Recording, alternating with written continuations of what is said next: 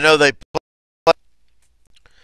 the CFO, in conjunction with its many members, are producing training tapes to be posted on the CFO Arbiter website to assist various officials around the country to help us develop more consistency, more uniformity, and to create a good training platform.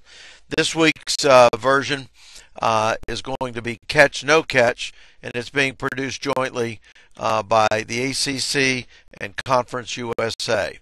In that regard, we're going to move right into the elements of a catch. Let's start with these various elements here and talk about them for a minute.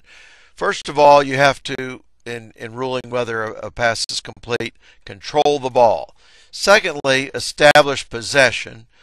Thirdly, make a football act or move. And if going to the ground, whether it's out of bounds, in the end zone, wherever, you must keep the ball. So let's keep those basic elements that we have there together for a minute and talk about them as we look at some plays to help us maybe develop this. First play here that's going to occur, if you look, it'll be a pass deep downfield here. Take a look. The receiver goes up. And remember those elements. We'll talk about them for a second. Possess the ball, control the ball, and if going to the ground, control the ball, keep it. And you take a look here, the ball pops out, and we have to go back and look very closely to determine what we have here. Now, this player comes down right here. You see when he hits the ground, he does not keep the ball. The ball comes loose. We'll have another view of it here to maybe help you. This is probably the best view. Possess the ball, control it, and if going to the ground, in this case here, while going to the ground, he must keep the ball. And we see right here at the end of this play, the ball comes loose. That's not a catch, and it's incomplete. Probably good to even describe those elements each time. You can almost have a mental checklist in your mind to help you with it. Next one occurs down here at the bottom in a game. First look, the play looks to be a reception. The official steps in and moves to the spot, and it appears we have a catch. Even in the second view, you can't really tell. Now realize, of course, at the FBS level, we do have replay to come in and assist us with these. But on that view right there, that last view, you see here at the very end, he obviously possessed the ball, controlled it, but when going to the ground here, and I'll wind it nice and slow so you can see, at the very end when he comes to the ground, you see the ball right there, the ball does bounce out. So in this particular play, it was very difficult to see. You'll see it again in this one right here. The primary official here who's looking for the spot, the secondary official is looking at the ball. And in this particular case, exercising mechanics.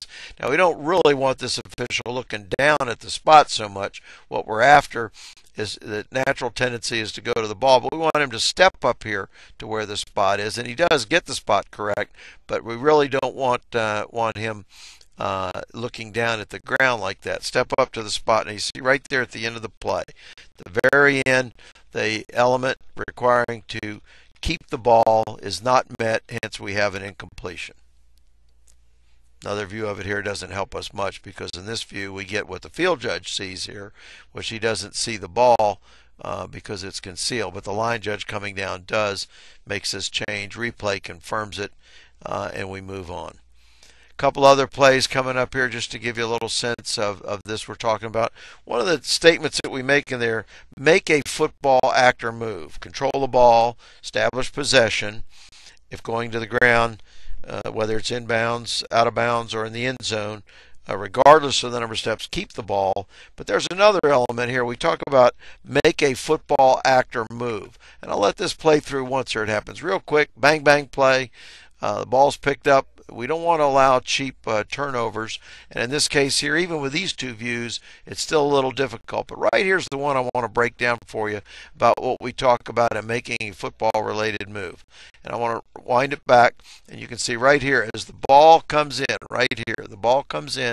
Take a look at the player's feet, where each of his feet are stationary there. Now, as he brings that ball in, he's just making one step. And before he completes that step right there, the ball has come loose.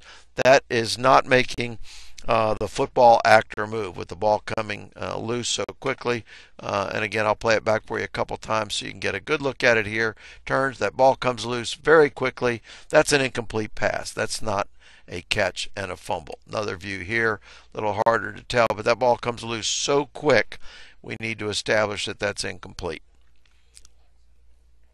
Another view here again, see as he turns how quickly that ball becomes loose, and hence we have an incomplete pass.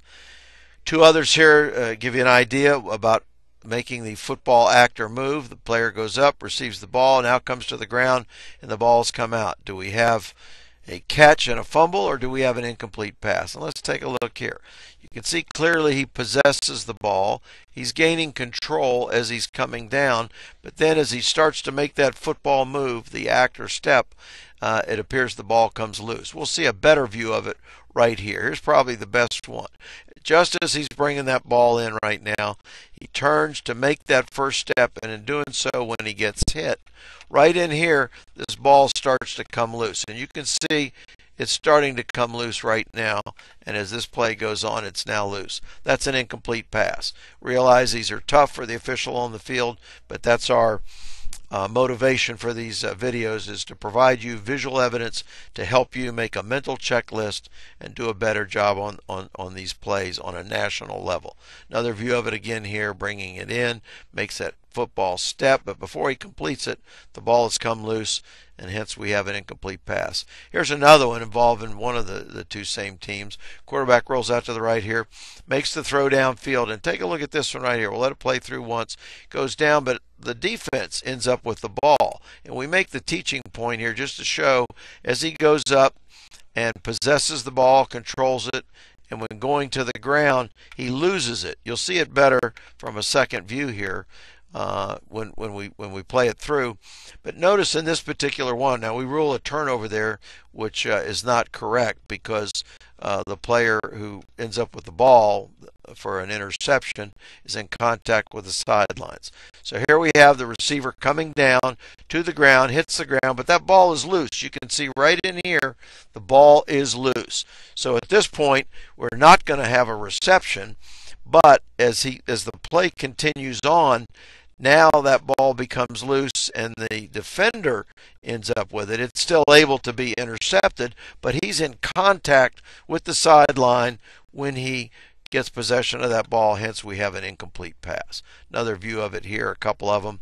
But these are how these bang-bang plays happen.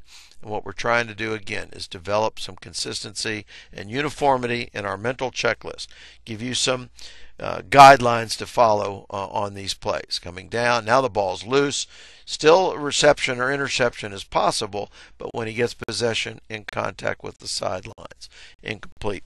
Same rules apply on an interception. In this case here, the ball's batted up, and you'll see an effort to try and intercept it, and on the field, it's very difficult to see. But when you look at this replay right here, slow motion, you see it looks like the defender has grabbed the ball, he's possessed it, and now as he's coming down, he loses the ball right here. He does not have control.